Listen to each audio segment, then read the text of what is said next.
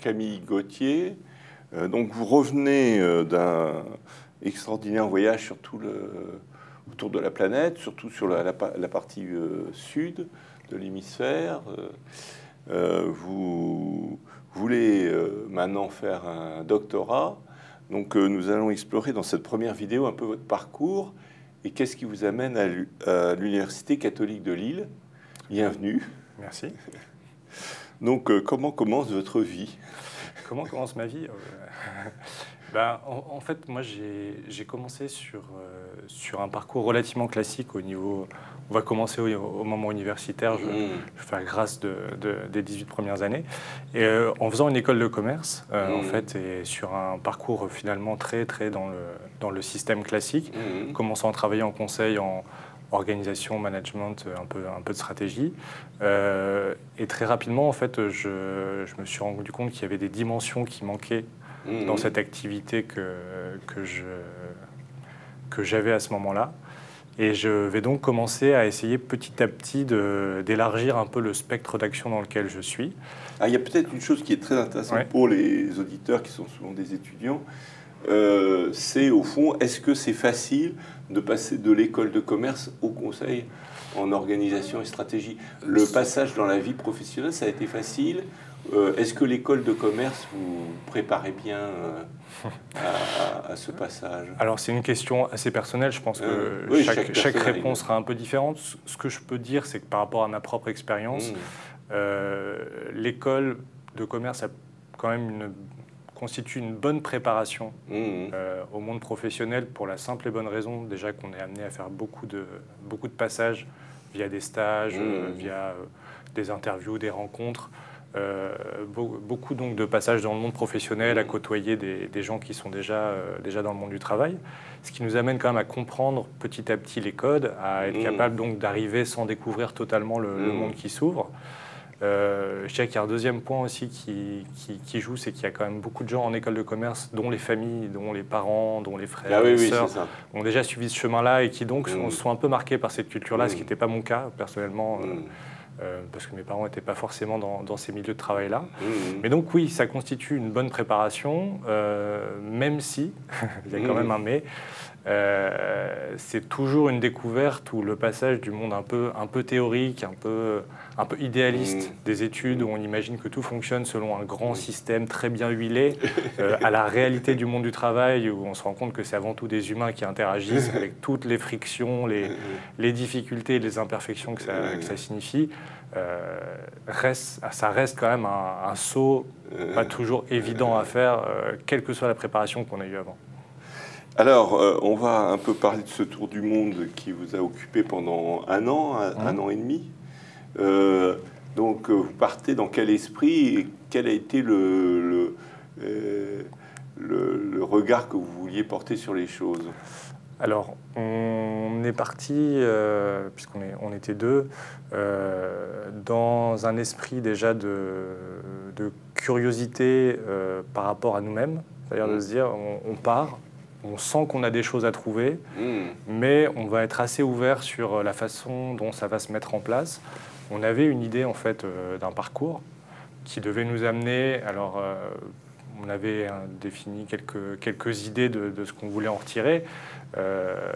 C'était principalement, déjà vivre une expérience personnelle pour prendre ce temps-là. Il y avait une dimension de développement personnel. Dimension de développement personnel, découverte de soi.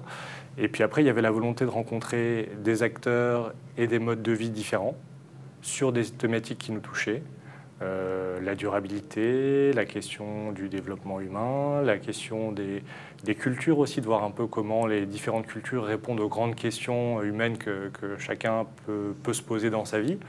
Donc il y avait cette envie-là, et en même temps, dans la forme que ça allait prendre, on était très ouverts. Et la preuve, c'est qu'au final, on avait prévu un trajet indicatif qui a été profondément modifié pendant le voyage. Donc on s'est adapté, en gardant quand même en tête les choses qui avaient fait qu'on avait eu envie de partir. Oui, d'après ce que j'ai compris, il y avait une quête de sens tout de même quelque part. Il y avait une quête de sens. Ça rejoint un peu votre première question sur les différentes étapes de mon parcours et la façon dont petit à petit, en partant du conseil, j'ai élargi, on va dire, un peu le spectre de mes activités. Il y a cette envie, dans mes différentes étapes, quand je sens que je bute un peu à une limite, d'essayer de voir s'il n'y a pas d'autres endroits où il y a des visions différentes qui permettent de dépasser un peu les murs ou les limites de notre façon de penser. Et c'était aussi dans cette optique-là qu'il y a eu ce voyage, en se disant, bah, tiens, moi aujourd'hui je me sens un peu confiné sur certaines questions dans le monde dans lequel je vis, dont j'ai l'impression d'avoir parfois fait un peu le tour, ce qui est certainement très faux, mais j'en suis là. Et je me dis, bah, tiens, est-ce qu'en allant voir un peu là-bas, ici, etc., il va y avoir des choses qui vont apparaître, des rencontres qui vont amener des éléments que je n'avais pas forcément en tête. Alors, justement, voyager, c'est rencontrer des lieux, des personnes, des cultures. Donc, quels ont été les lieux que vous avez visités? Alors, on a, pour dire les choses rapidement, on a passé 4 mois en Afrique, pour commencer, sur la côte est de l'Afrique, donc plutôt la zone anglophone, avec comme principales étapes le Kenya, le Zimbabwe et l'Afrique du Sud. Ensuite, on a passé un moment en Océanie, Australie et Fidji. Donc culture un peu des mers du Sud, c'était aussi une curiosité qu'on avait en plus des belles plages de sable fin. Et pour finir, on a passé le gros de notre temps en Asie, avec des cultures millénaires dans lesquelles on a pu se plonger avec plaisir. Principalement l'Inde, la Chine et le Japon, avec des passages au milieu par Singapour, la Thaïlande, Taïwan et un petit passage à Hong Kong. Alors, on va peut-être revenir sur ces différents lieux, mais avant, quelles sont les personnes majeures? Est-ce qu'il y a eu des rencontres dans ce voyage où c'était essentiellement des lieux et des cultures? Mais est-ce que vous avez rencontré des personnes clés qui ont transformé votre vie ou qui ont bouleversé votre vision du monde? En fait, on a essayé d'en faire un voyage au cours duquel on avait un certain nombre d'expériences qui nous permettaient justement de toucher par une vie quotidienne ou par des activités, des modes de vie différents ou des modes de pensée différents. Et ça s'est souvent accompagné de personnes qui portaient ces expériences-là, qui ont été importantes. Donc je mettrais les expériences et les gens un peu ensemble. Peut-être pour les expériences les plus marquantes, on a passé une semaine dans une communauté Maasai qui a été une expérience assez contrastée, mais a aidé en fait sur un projet local via une plateforme. Je ne sais pas si je peux citer des noms de sites, mais qui s'appelle Workaway, qui est une plateforme qui met en relation des porteurs associatifs de projets locaux et des gens qui veulent venir aider ponctuellement en apportant leurs compétences, leur vision, leur connaissance de certains réseaux, en l'occurrence en Europe. Donc ça, c'était un moment assez marquant de se retrouver au fin fond de la brousse kenyane, à vivre sans eau courante, sans électricité, dans un quotidien qui était très, très, très différent du nôtre.